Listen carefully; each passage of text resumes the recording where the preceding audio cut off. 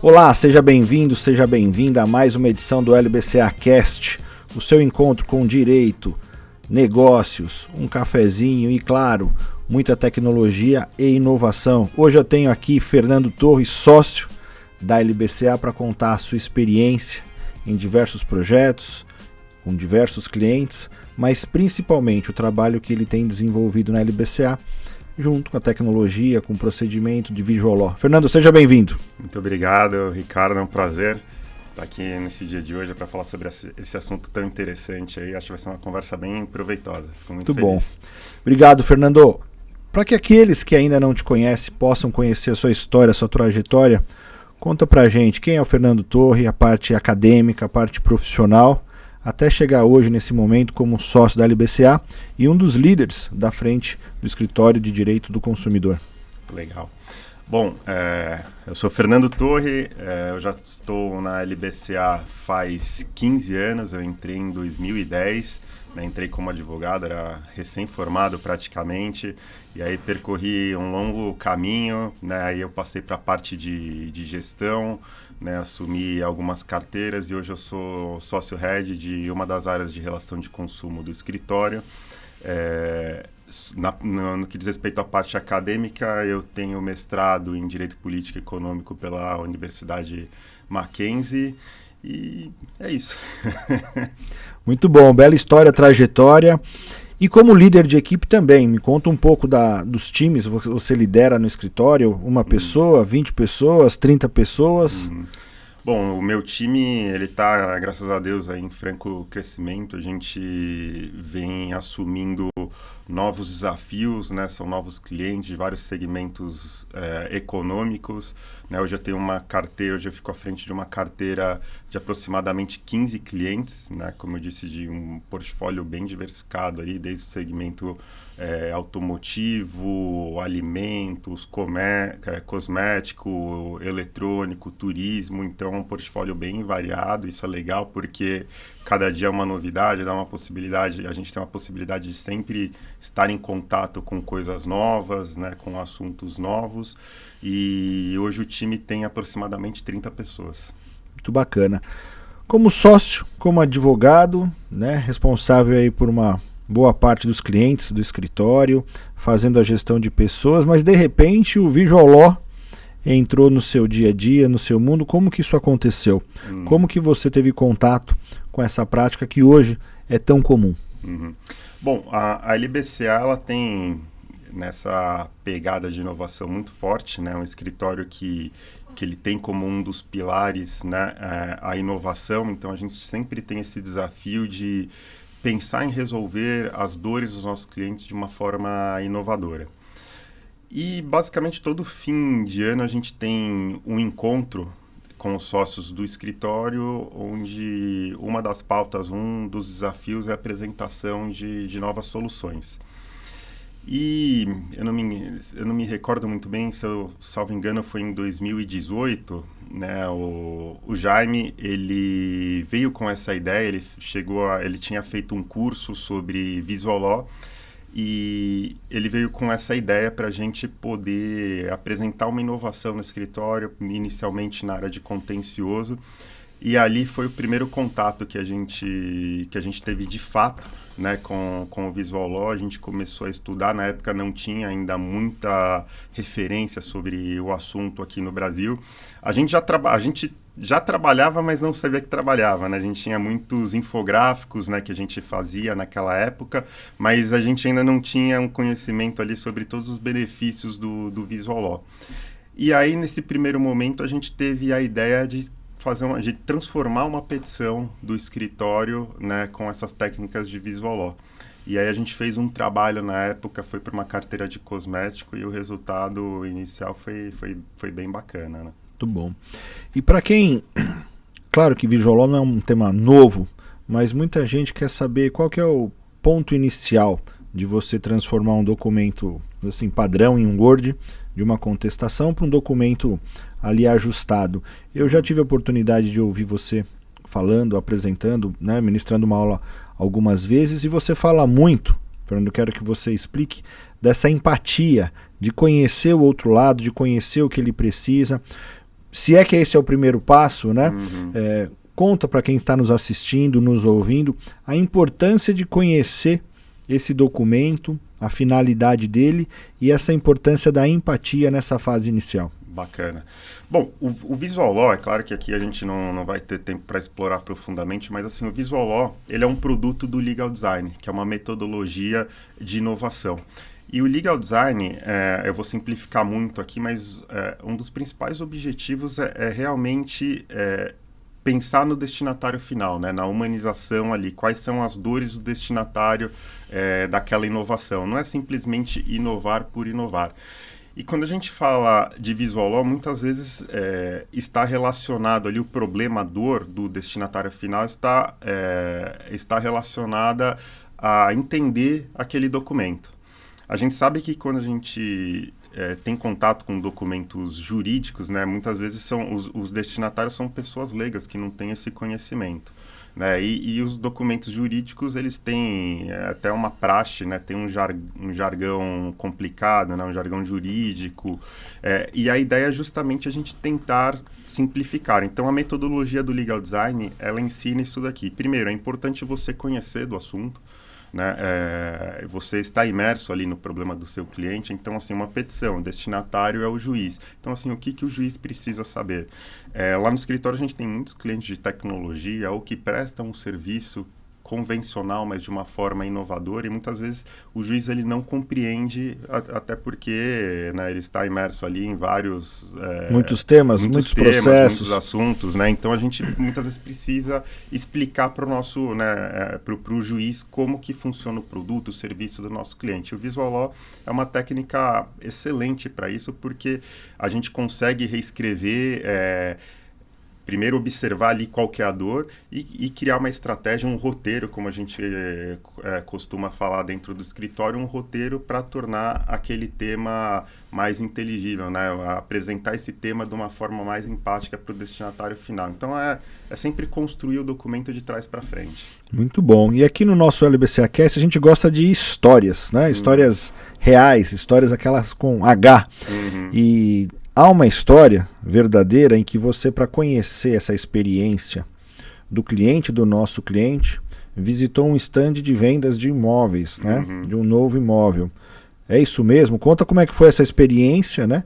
De vivenciar esse momento em nome do consumidor, que poderia ou não adquirir uma nova propriedade, um momento único na vida de muitas pessoas, mas com certeza um momento muito importante, né? E a gente sabe que diante de um contrato muito extenso, que é o contrato ou compromisso de compra e venda de um imóvel.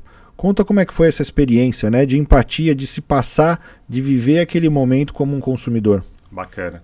Bom, depois que a gente começou a utilizar o Visual Law bastante no contencioso, a gente criou a área de Visual Law dentro do escritório e hoje o nosso principal carro-chefe é a parte de contratos ali, né? Então a gente faz bastante contratos, a gente faz a conversão de contratos em Visual Law, assim, a gente tem um volume bem bacana de trabalho. E um desses trabalhos que foi um dos mais legais foi justamente, se você comentou, para uma construtora, né? A gente foi contratado por uma construtora para fazer a conversão ali do contrato de compra e venda de apartamentos para o Visual Law. Mas antes, né, de a gente firmar esse contrato, a gente quis conhecer como que era essa experiência do consumidor na compra de um apartamento. Até para que a gente pudesse ter ali um cenário completo, né, para entender quais que eram as dores desse cliente e tudo mais.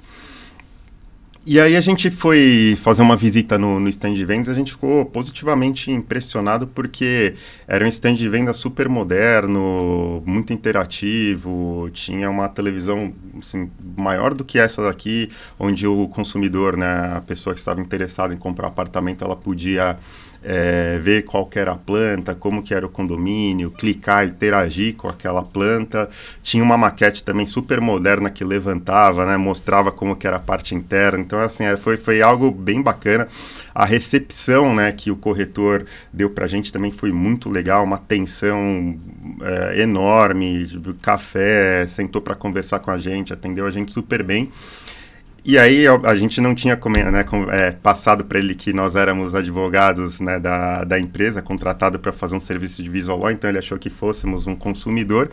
E aí a gente falou que queria avançar com a compra desse apartamento. E aí ele trouxe o contrato e era um monstro esse contrato, né? Enorme, cheio de jargões jurídicos, não tinha identidade visual da empresa. Então o que a gente percebeu é que ali tinha uma ruptura de toda aquela experiência, né, de interação, de atenção. E ali, basicamente, o consumidor era forçado a pegar aquele contrato e ir para casa, né, ler, e era um imóvel destinado ao público do Minha Casa Minha Vida, então eram pessoas leigas que não tinham assessoria jurídica muitas vezes.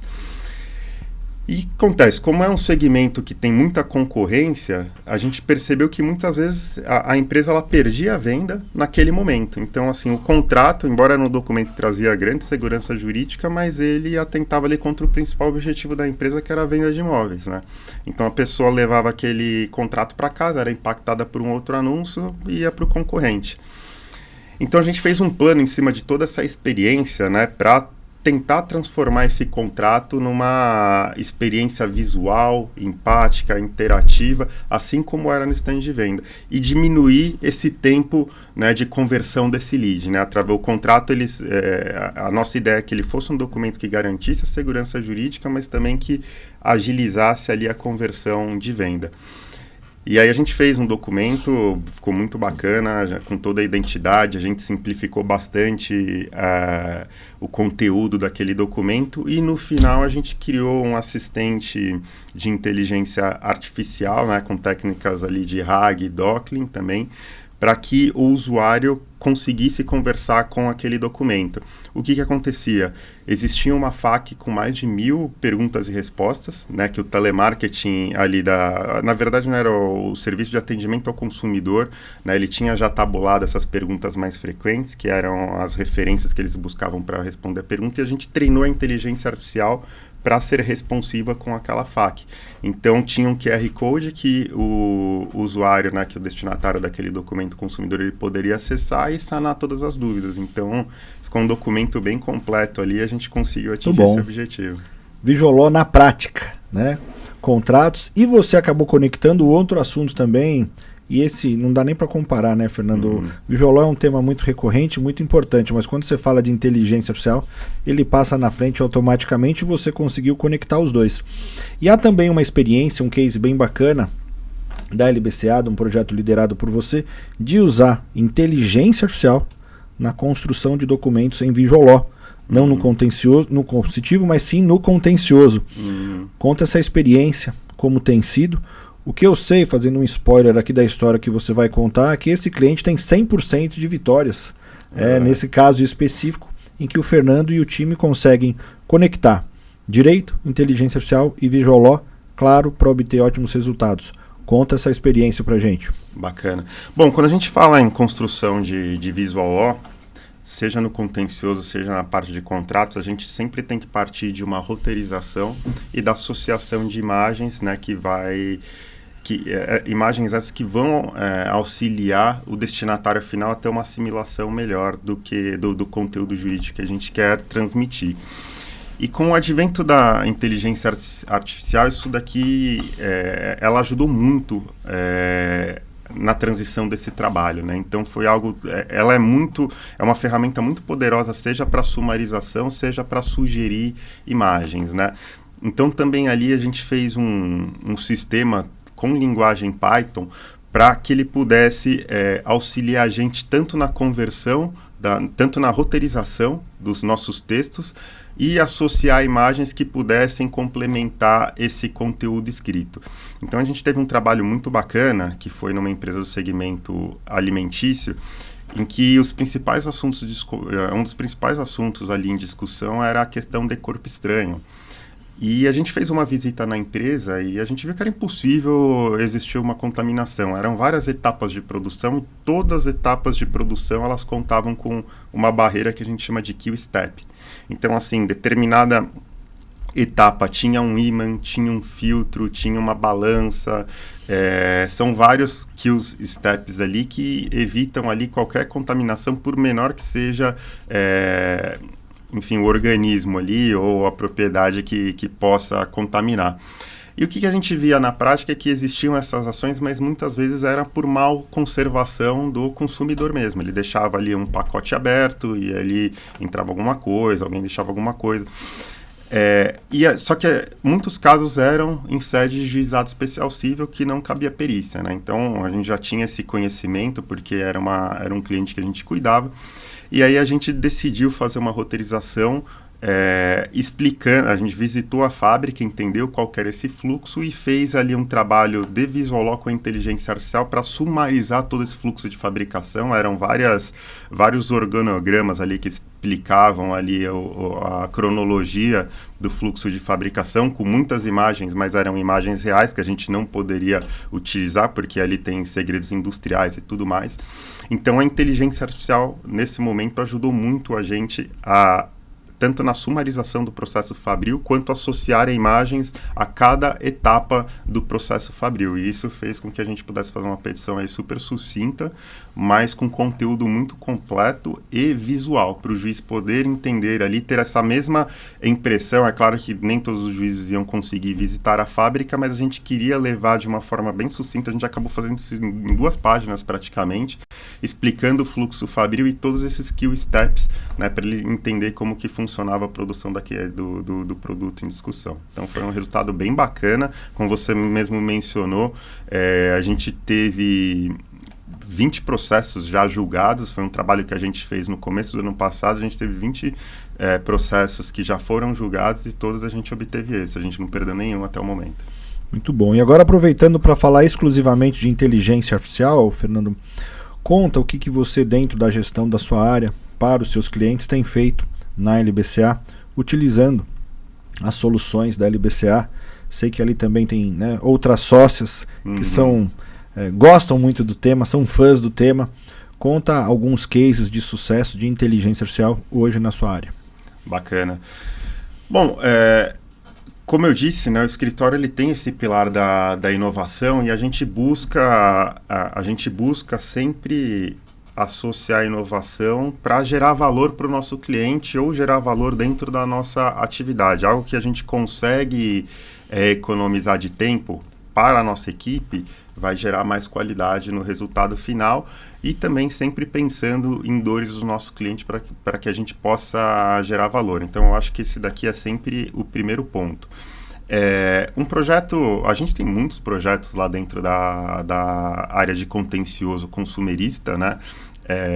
Mas um que eu tenho muito carinho é o que a gente chama de gestão de subsídios, que e esse daqui é um aplicativo no-code que a gente criou, mas com uma API para ter acesso ali ao motor de inteligência artificial para auxiliar a gente a fazer a extração de dados, né, a tabulação desses dados e gerar alguns insights para que a gente consiga melhorar tanto a qualidade da nossa defesa quanto algumas recomendações para o nosso cliente. Então, basicamente, esse projeto a gente chamou de gestão de subsídios. Então, a gente tabula e faz um cotejo ali com os objetos em discussão. Então, imagina, a gente está falando aqui, eu vou falar hipoteticamente, um caso de negativação indevida. O caso de negativação indevida, ele precisa ter alguns documentos para que a gente tenha uma defesa consistente. Então, a gente faz o cotejo, né, eu recebo a petição inicial, recebo os subsídios do nosso cliente e a gente faz um cotejo para identificar se aqueles subsídios que foram enviados, eles atendem todos esses pontos. E isso a inteligência artificial faz para a gente, ela faz toda essa tabulação para a gente. E a partir disso, a gente consegue chegar a uma conclusão se aquele subsídio ele foi satisfatório ou não foi satisfatório. Se ele não foi satisfatório, né, a gente vai depender de outras estratégias. Se ele for satisfatório, a gente vai apresentar a defesa. E depois a gente coteja toda essa massa com o resultado da decisão. Então, quando a gente tem um grande volume, a gente consegue criar um grande mapa de risco, parece até uma matriz de risco de compliance. Então, assim, olha, aquele determinado objeto, a gente está com problema em determinado levantamento de subsídio. Então, talvez um documento aqui esteja faltando. E aí, quando a gente expande, a gente vê que muitas vezes, falar hipoteticamente, pode ser um comprovante de entrega que uma transportadora não está entregando. Então, a gente tem que pressionar contratualmente aquela transportadora para trazer esse comprovante de entrega, porque a partir do momento que a transportadora traz o comprovante de entrega, a gente consegue mensurar a melhora da qualidade daquele determinado objeto. Então, a gente vai começar a ganhar mais processos. Tem alguma área da empresa que está apresentando algum problema, a gente pode fazer ali um treinamento, né, definir ali algum controle interno para melhorar. Então, assim, é uma ferramenta que a gente fez com inteligência artificial para criar uma grande matriz de atuação para que a gente possa definir uma estratégia e a partir disso daqui melhorar, e a gente vai acompanhando com os nossos indicadores, né? Então, era algo que a gente fazia no primeiro momento até manualmente, e a inteligência artificial entrou e ajudou a gente a fazer isso numa escala muito maior. Vejam como os conteúdos eles se complementam, né, Fernando? A gente começa falando de Visual Law, que tem ali uma origem no Legal Design. A gente passa pela inteligência artificial e a gente acaba voltando, falando de Design Thinking, em como a gente consegue mapear aquilo que o cliente precisa para solucionar as suas dores e assim seguir.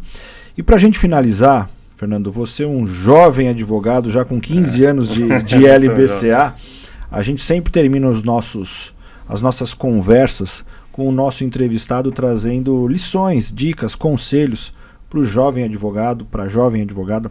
Você que tem uma história na LBCA, advogado, né, uma função de gestão, coordenador, sócio e hoje líder de área, o que você traz hoje para aqueles que nos assistem, que nos ouvem, como conselho para esse novo advogado recém-formado, 2 anos ali de carteira de ordem? O que você diria para ele? Bom, Ricardo, isso daí é uma pergunta bem importante, né? Bom, como eu disse, Ricardo, eu acho que o advogado, se eu estivesse me formando hoje, com certeza essa parte de inovação, eu acho que a gente está passando por um momento muito grande e acelerado de transformação, principalmente ali com o advento da inteligência artificial. Então, eu acho que é o momento de a gente quebrar todos aqueles estigmas de achar que a inteligência artificial é algo que vai roubar o nosso lugar, que vai tirar oportunidade. Eu acho que, pelo contrário, é algo que a gente tem que explorar, que tem que conhecer, porque é uma ferramenta que vai auxiliar a gente. Esse fim de semana eu estive em Ribeirão Preto, eu falei bastante sobre isso daqui. A inteligência artificial ela é uma ferramenta super poderosa, mas que para você extrair o melhor uso dela, é importante que você tenha um conhecimento muito amplo, para você saber o que você pergunta, para você poder direcionar essa inteligência artificial. Então, para você ter esse conhecimento, a gente falou muito aqui, né, de dor do cliente, de conhecer ali alguma oportunidade, de agir com empatia, mas eu acho que principalmente a questão da dor do cliente. Para você saber a dor do cliente, você tem que conhecer, você tem que estar inserido ali na prática, você tem que sentir, você tem que explorar, você tem que ser criativo. Então eu acho que, resumindo tudo isso que eu falei, sempre estar atento à inovação, estudar bastante para conhecer o segmento, a área do direito, o segmento econômico do seu cliente e ser criativo e mente aberta. Eu acho que esses são os principais pontos. Muito bom, esse é Fernando Torres, sócio da LBCA, 15 anos de LBCA, um dos líderes da nossa frente de direito do consumidor, advogado, mestre em direito, pai também, né, Fernando? Professor, não só nos finais de semana. Obrigado, Fernando, pela sua participação, contribuição. Obrigado. E você que nos assistiu, nos acompanhou, curta, compartilhe essa mensagem, que ela possa ser propagada e chegar a muitos outros ouvintes. Meu nome é Ricardo Freitas e espero você no próximo vídeo. Obrigado, até lá. Tchau.